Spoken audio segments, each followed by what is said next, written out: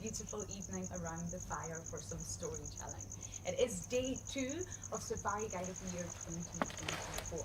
My name is Lauren and we are coming to you live from Mondoro Safari Lodge and Villa in the Velgevonden Game Reserve of South Africa. The name of the game reserve is a little bit of a challenge for me, but bear with me. Everyone here has been very supportive and mentoring me through it. So on that note, today really kicked off the start of the competition.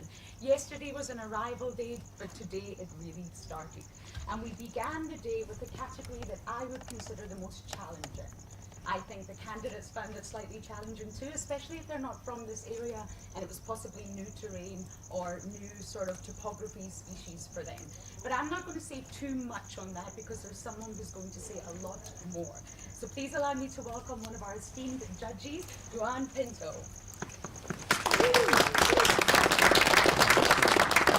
Welcome. I was very happy to see you this morning. Thank you.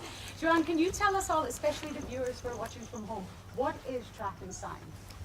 Track and sign is when we find any sign or track as the name suggests and ask candidates what do they see. It's also further than just what species it is. It could be what sort of behavior are you witnessing. And all of them did exceptionally well. The wonderful thing about today is we have tracks of both birds, we have mammals, and we had droppings, or dung as you might call it, so it went very well today. Challenging. So can you give some examples of the tracks that you sort of highlighted today? So today we had some banded mongoose, we had jackal, we had a beautiful track of a lion that didn't show the front foot easily, but it was there, and we asked them what species, what sex, front foot, back foot, or left or right. So it was 4 questions in just one track. Wow.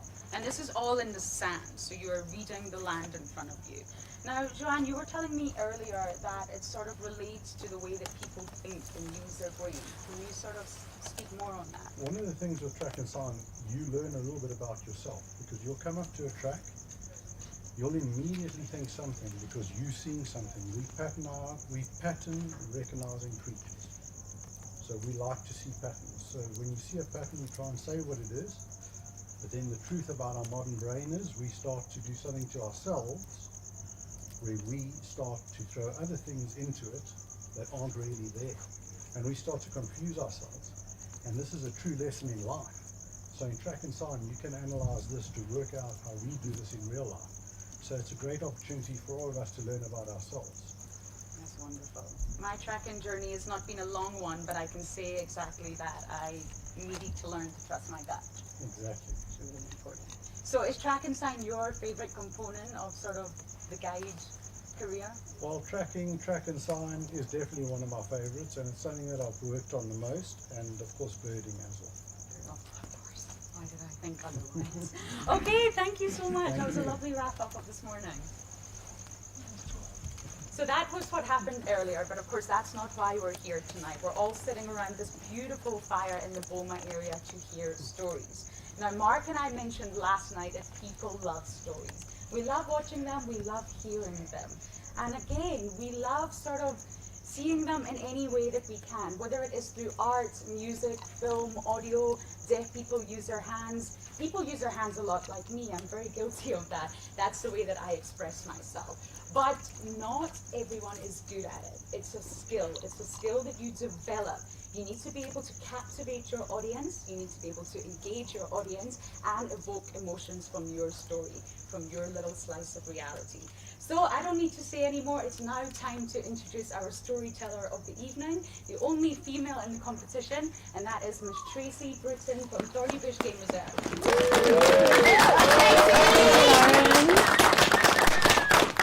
Good evening, ladies and gentlemen. Good evening. I'd like to tell you a story about courage. Courage has been a main or big part of my life, and every day I see what I perceive to be courage being displayed in the bush. Courage is defined as the ability to control fear and to be willing to deal with things that are difficult, dangerous, or uncomfortable. It is an emotion that emboldens one to confront and overcome challenges. Courage is being afraid, but doing it anyway. I've had many courageous moments in my life that have got me to this point where I am right now, standing in front of you at Safari Guide of the Year. I've always been a bit of an outsider, somewhat introverted, kind of going against the grain of society. When I was 31 years old, I decided that the city wasn't for me. Working in an office wasn't for me, and I packed my bags and I drove across the country and I started a field guiding course. And that's when everything changed for me.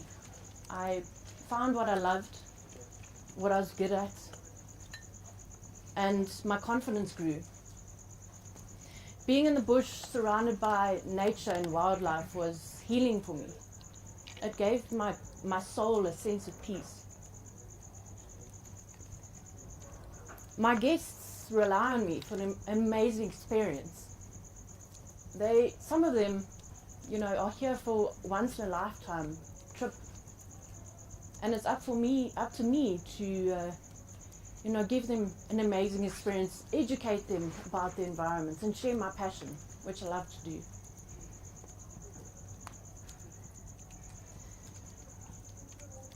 I would like to share an amazing sighting that I shared with my guests, which showed us a tremendous amount of courage being displayed. There's a young male leopard who had his impala kill hoisted up a tree, and he made a mistake and dropped the carcass, only for it to be snatched by a waiting hyena. So now we were parked in a great position to be able to see the leopard crouched underneath a bush or behind a bush, and the hyena feeding on the kill nearby with the marula tree. That's a massive marula tree over there. The leopard was crouched underneath the bush. Sorry, judges. Okay, you can just imagine. I'm nothing like a lithe, beautiful leopard, but you can just imagine, okay? Crouched here, all muscles tensed, completely focused on the hyena who was making short work of his kill over there. Just imagine, all muscles tense, ready for the perfect moment to pounce and grab his kill back. And the hyena over here, just, I know they don't have hands, but this, you can imagine, it's all teeth and meat and jowls and just making short work of that carcass. And the leopard, maybe he was building up his courage. Maybe he was waiting for the perfect moment, waiting for the hyena to look away for a second so he could dart in there and grab his prize back. Maybe he was sizing up his opponent. This large female hyena. Was it worth taking the kill back? Maybe he was, judging the risk versus reward. But anyway, it seemed like forever the leopard was staying there, was lying there, just tense, waiting. The hyena got distracted, looked away for a second, and the leopard saw his chance.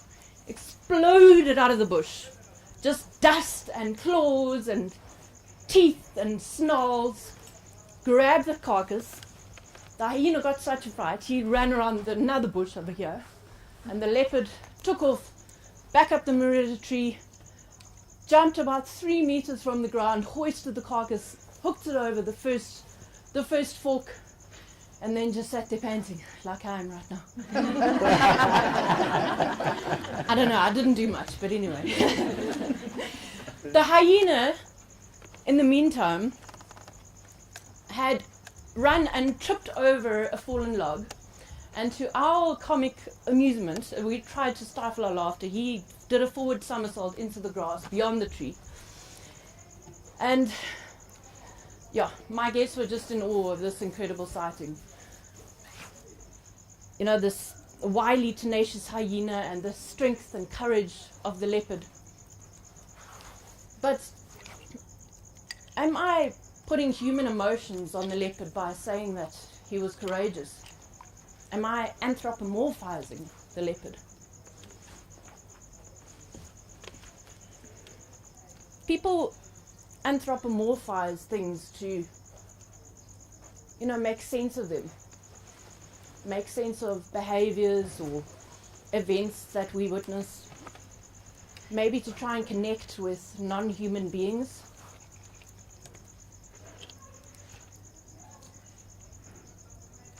But if you think of it, animals don't have the kind of emotional spectrum that we do, because they've evolved to survive for as long as possible, with the purpose being to pass on their genes. So imagine if a predator felt remorse or compassion, it wouldn't kill its prey. Or if a male lion felt compassion, he wouldn't take a kill back that his pride had made, causing them to go hungry.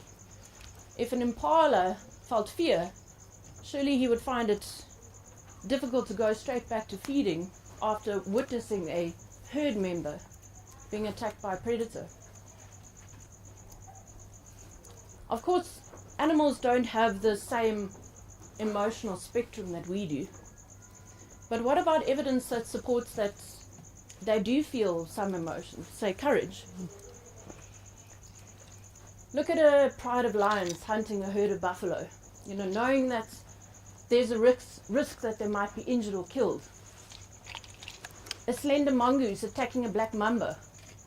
A jackal stealing a morsel of food from under the nose of a lion. A drongo mobbing a large eagle. A lapwing using its broken wing tactic to lure a predator away from its nest. A monitor stealing eggs from a guarded crocodile nest.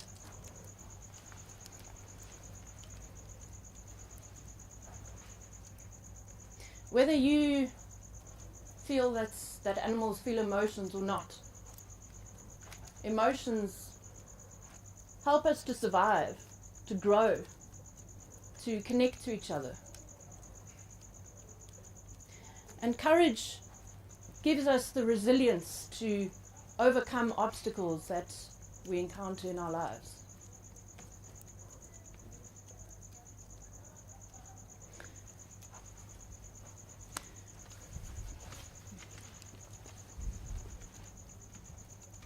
It is your reaction to adversity,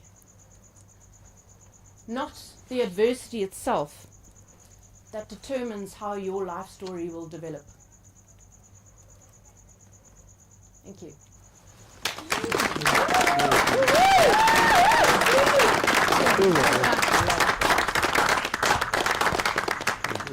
Well done, Tracy. That was fantastic. I am going to tell you all that Tracy has been very nervous about this part all day. It's not easy to stand up and talk in front of people, but I think you're a natural born storyteller. So that is 2 finalists down. We still have HD, Ashley and Philip to tell their stories in the up and coming days. The competition is far from over. So that's it for this evening, but we will be back again tomorrow at the same time for another story around the fire. So thank you everyone for joining us, and good night for now.